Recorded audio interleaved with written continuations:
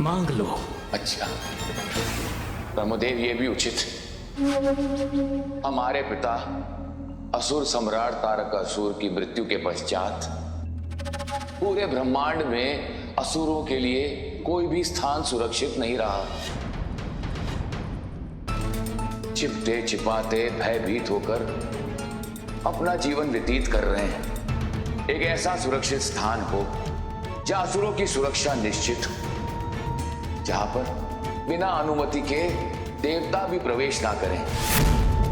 हमें अंतरिक्ष में ऐसे 3 पुर दीजिए। एक जो स्वर्ण से बना, दूसरा जो रजत से निर्मित हो, और तीसरा जो लोह का हो। हमारे ये तीनों पुर ब्रह्मांड की सभी सुख सुविधाओं से संपन्न हो और हमारे समान ही त्रिकोण के आकार में मिले हों, जिससे हम एक दूसरे पर दृष्टि रख सकें।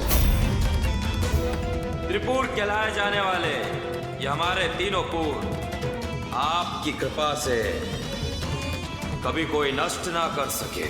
त्रिपुर तुम्हें अवश्य प्राप्त होंगे, किंतु जो उत्पन्न हुआ है वो नष्ट भी होगा।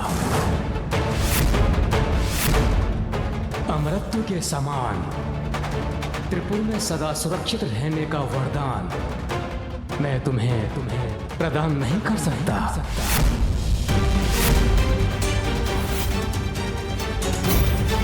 अच्छा ब्रह्मदेव, ये भी उचित है, तो कृपया इतना कीजिए कि संसार के देवता स्वयं महादेव ही इस त्रिपुर को नष्ट कर सकते हैं और हमारा वध उन्हीं के हाथों हो, उनके अतिरिक्त किसी और के हाथों नहीं।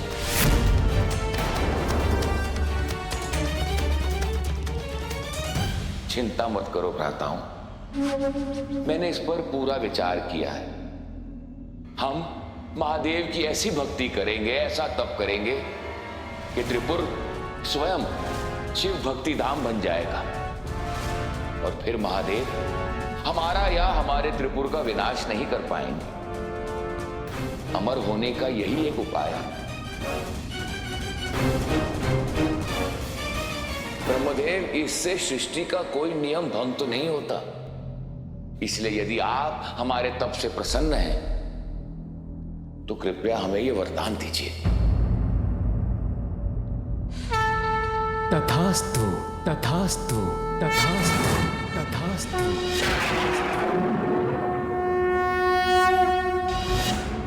वरदान देने के बाद ब्रह्मदेव ने मायावी विद्या के ज्ञाता मायासुर तारकासुर पुत्रों की इच्छा अनुसार 3 पुरों का निर्माण करने का आदेश दिया।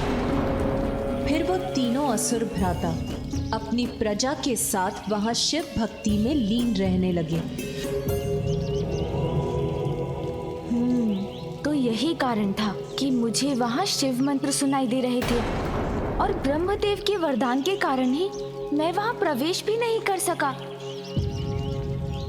हाँ पुत्र, किंतु तारकासुर त्रिपुरासुर कुछ भी अनुचित कर अपनी सुरक्षा पर आंच क्यों आने देंगे? इसका तो कोई कारण नहीं है।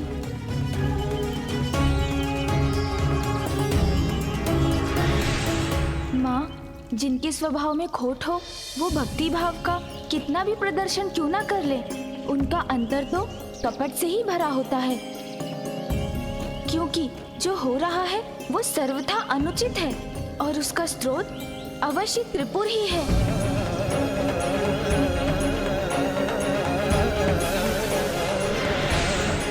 मुझे प्रतीत हो रहा है माँ कि वहाँ भक्ति का दिखावा एक भुलावा है और जिसके पीछे एक भयंकर सत्य छुपा है जो संसार पर संकट का रूप लेकर उजागर होने वाला है। ओम नमः शिवाय, ओम नमः शिवाय, ओम नमः शिवाय, ओम नमः शिवाय, ओम नमः शिवाय। अभी भी आभास हो रहा है माँ, जैसे देवताओं और अन्य सभी चराचर जीवों का कोई बड़ा अहित होने वाला है, जिसको समय रहते अत्यंत रोकना आवश्यक है। माता, प्रथम पूज्य श्री गणेश उचित कह रहे हैं, किंतु अहित होने वाला नहीं, अपितु हो रहा है।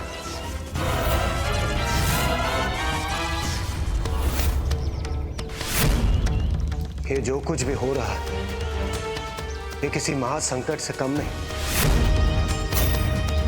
हम निस्तेज होते जा रहे हैं माते। हमारी ऊर्जा और शक्ति प्रतिपल क्षीण होती जा रही है।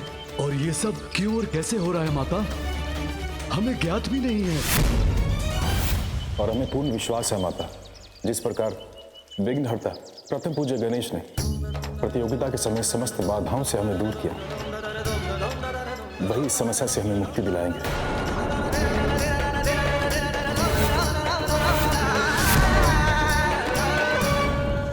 इस संकट का स्रोत कहाँ है, ये ज्ञात है मुझे, किंतु संकट क्या है और क्यों है, ये जानना अभी शेष है।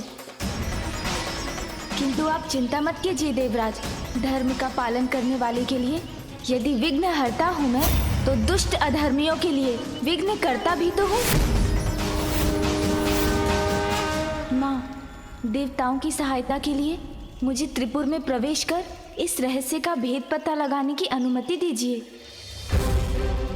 जिससे मैं सृष्टि पर छाए इस संकट को दूर कर सकूं। किंतु पुत्र, त्रिपुरासुर तो अत्यंत शक्तिशाली असुर है,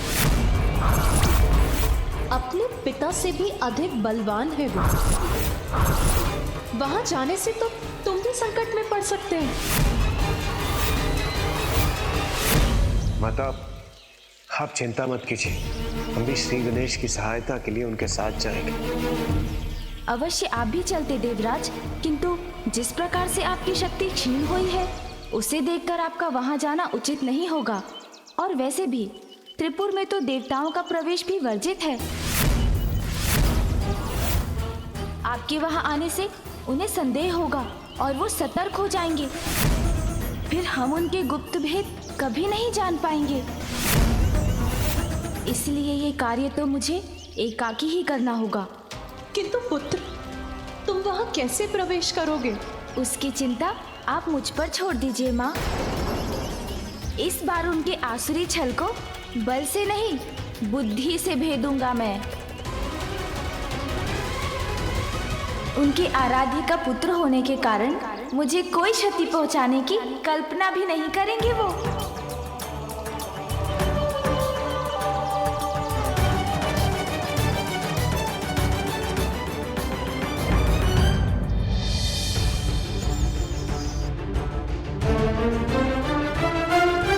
मूषक जी, मेरे साथ त्रिपुर के भीतर जाने के बाद ये आपका कार्य होगा कि आप छिपकर ज्ञात करें कि वहाँ क्या अनुचित घट रहा है। छिपकर वहाँ घूमकर ये कार्य करने में तो मुझे बहुत आनंद आएगा। स्मरण रहे कि इस कार्य में आपको अत्यंत सावधान रहना होगा मूषक जी। जी प्रभु, मैं अत्यधिक सतर्क रहूंगा। रुकिए मूषक जी, ऊर्जा का कवच है यहाँ। तो हम इसके भीतर कैसे जाएं प्रभु? मुझे ज्ञात है मूषक जी।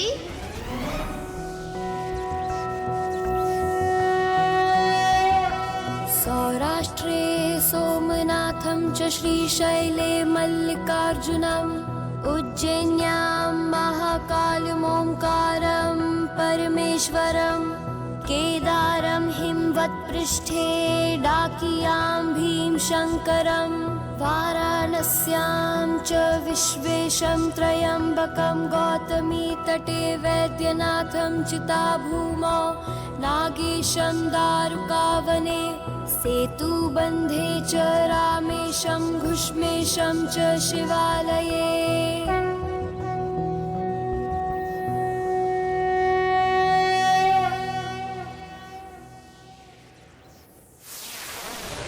प्रभु महादेव की द्वादश नामावली का पाठ कर आपने प्रभावित कर दिया मुझे।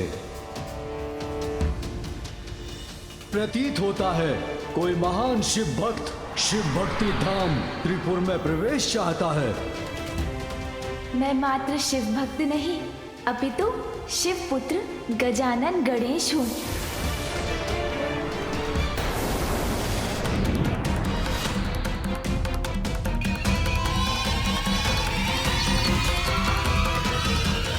हर हर महादेव, हर हर महादेव, हर हर महादेव। शिव पुत्र पार्वती नंदन गजानन गणेश शिव भक्ति धाम त्रिपुर नगरी में आपका हार्दिक स्वागत है।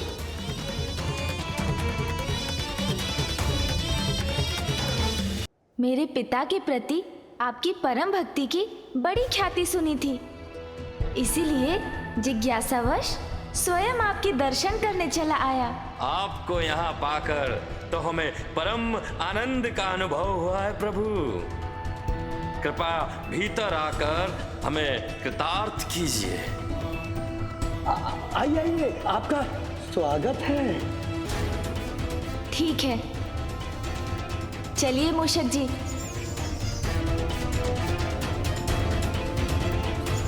अब जब मैं इनके पूर्व में प्रवेश कर ही चुका हूं, तो इनके सत्य को भी अवश्य ज्ञात कर लूंगा।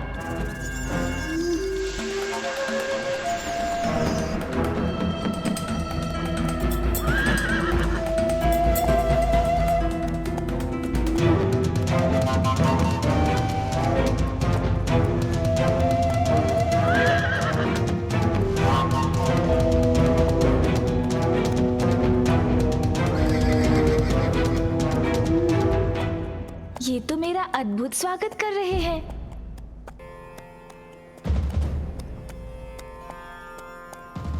ओम ओम नमः शिवाय, ओम नमः शिवाय, ओम नमः शिवाय, ओम नमः शिवाय, ओम नमः शिवाय, ओम नमः शिवाय, ओम नमः शिवाय, ओम नमः शिवाय, ओम नमः शिवाय, ओम नमः शिवाय। और यहाँ तो सभी भक्ति भाव में भी लीन है। ओम नमः शिवाय। मुझे तो लगा था मैं भीतर आकर इनकी दिखावे के पीछे छुपे रहस्य को जान लूंगा, किंतु यहाँ तो कुछ भी अनुचित दिखाई नहीं दे रहा। अपितु सभी पूर्ण विधि विधान के साथ पूजा पाठ में लीन है यहाँ। फिर मुझे वो आभास क्यों हुआ था?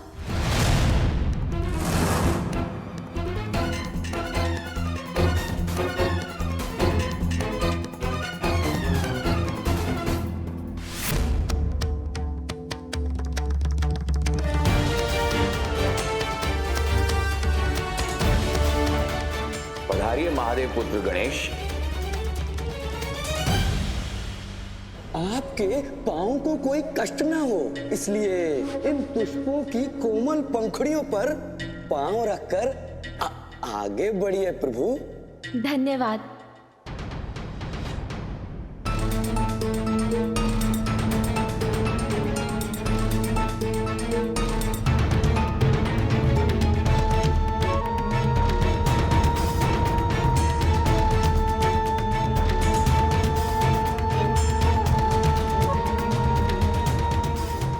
कृपया आपके चरण कमल धोने की अनुमति दीजिए।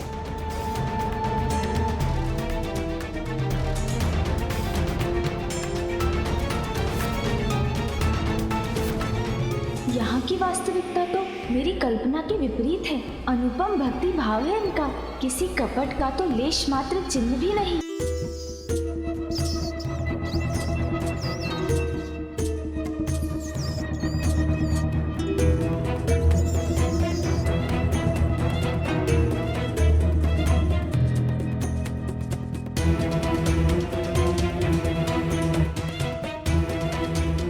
प्रभु अनुमति दीजिए।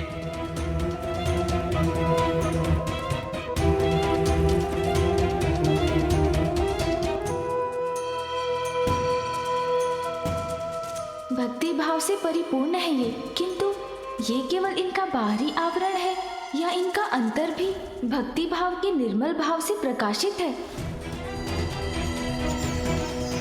संभव है मूषक जी को ही कुछ ज्ञात हो जाए।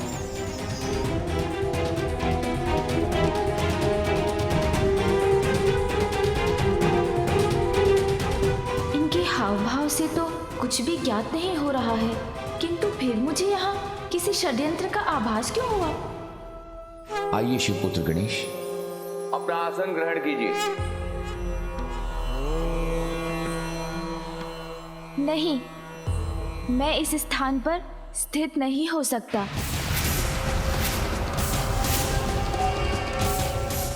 क्या हुआ प्रभु? हमसे कोई भूल हुई क्या? वो आसन शिवलिंग के आधार से ऊंचा है।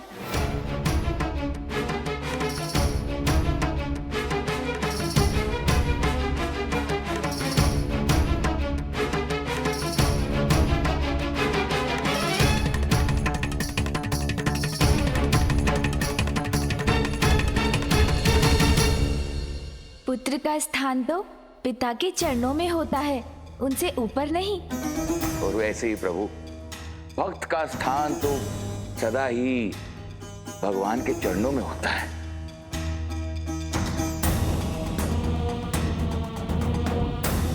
इनकी भक्ति में तो कोई दोष दिखाई नहीं देता, किंतु फिर किसी कपट का आभास क्यों हो रहा है मुझे?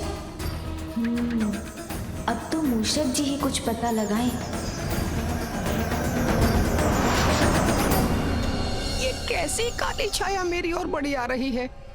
जय गणेश जय गणेश, जय गणेश देवा, माता जाकी पार्वती, पिता महादेवा। बुद्धिमान वही होते हैं जो बाहरी दिखावे पर विश्वास नहीं करते, अपितु सत्य जानने का इनकी भक्ति में तो कोई दोष दिखाई नहीं देता, किंतु फिर किसी कपट का आभास क्यों हो रहा है मुझे? अब तो मूषक जी ही कुछ पता लगाएं। ये कैसी काली छाया मेरी ओर बढ़ी आ रही है?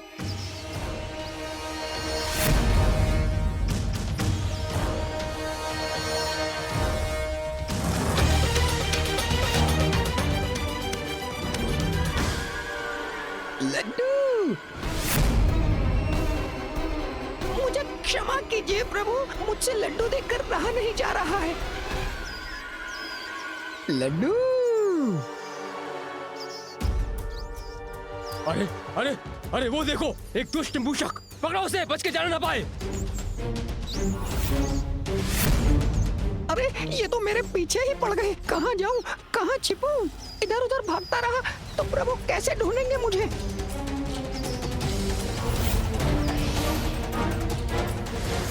भागो मूषक!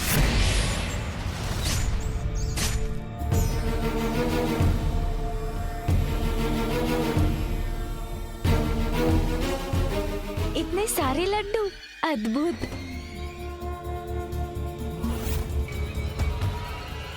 सेवक, इस थाल में लड्डू कम क्यों प्रतीत हो रहे हैं? वो एक मूषक था स्वामी। क्या मूषक? हाँ स्वामी, उसी ने 2 लड्डू चुरा लिए हैं। इससे पूर्व कि मैं उसे रोक पाता, वो भाग गया। आप चिंता मत कीजिए, प्रतीत होता है मेरे वाहन मूषक जी लड्डुओं में से अपना भाग ले गए। अब ये लड्डू मेरे ग्रहण करने की बारी है। प्रभु, यदि आप हमें अनुमति दें तो अपने हाथों से आपको इन लड्डुओं का भोग करवाना चाहूंगा।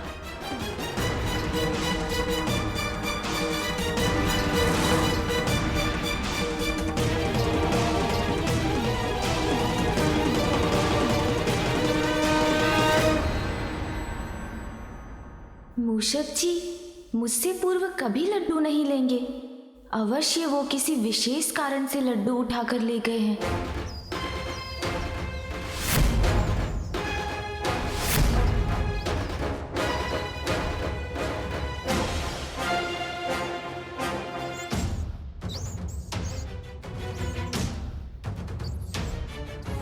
यहाँ से 2 मायावी पथ 2 दिशाओं में जा रहे हैं। एक रजत निर्मित पुर की ओर और दूसरा लौहपुर ले जाने वाला। मैं किधर जाऊं? बूंदी भी समाप्त हो गई है।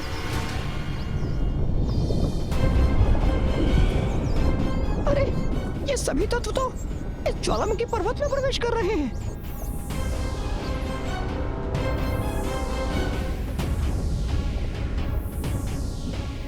जय विघ्नहर्ता श्री गणेश।